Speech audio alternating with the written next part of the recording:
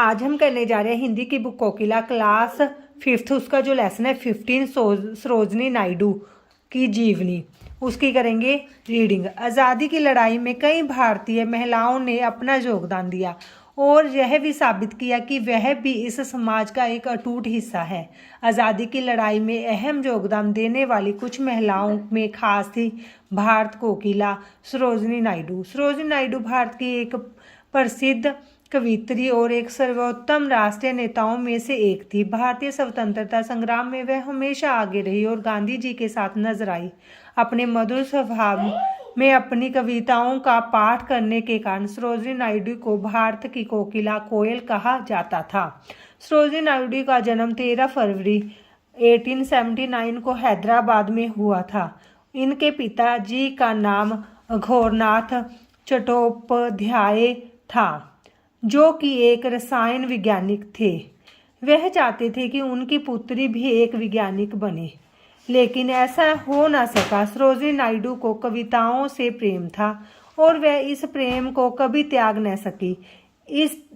इनकी माता का नाम वरदा सुंदरी था। सरोजनी नायडू ने मात्र 13 वर्ष की आयु में ही 1300 पदों की झील की रानी कविता और 2000 पंक्तियों का एक नाटक लिखकर अंग्रेजी भाषा पर अपनी पकड़ का नमूना पेश किया था। इन्हें शब्दों की जादूगरनी भी कहा जाता था। सरोजनी नायडू का विवाह डॉक्टर गोविंदराजुलू के साथ हुआ। वह एक फौजी डॉक्टर थे।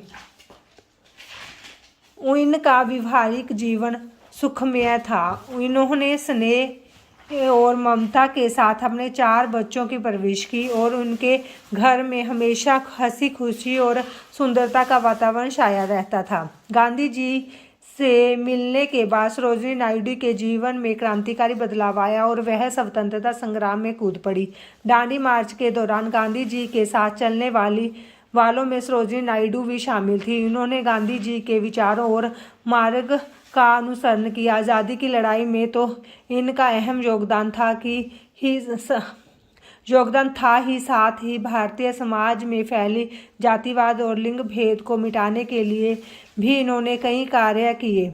इन्होंने अपने राष्ट्रीय आंदोलन का नेतृत्व किया और जेल भी गई। सरोजनी नायडू ने गांव-गांव घूमकर लोगों में देश प्रेम की अलख जगाई और देशवासियों को उनके कर्तव्य की याद दिलाई। स्वतंत्रता मिलने पर इन्हें उत्तर प्रदेश का राज्यपाल पद सौंपा गया। इन्होंने पूरी निष्ठा के साथ अपना दायित्व पूरा किया। 2 मार्च 1949 में इस महान नेत्री का लखनऊ में देहांत हो गया। इस दिन हमारे देश ने एक प्रसिद्ध कोकिला को खो दिया, परंतु इनके मधुर तराने आज भी हमारे दिलों में देशभक्ति की भावना का संचार करते हैं। थैंक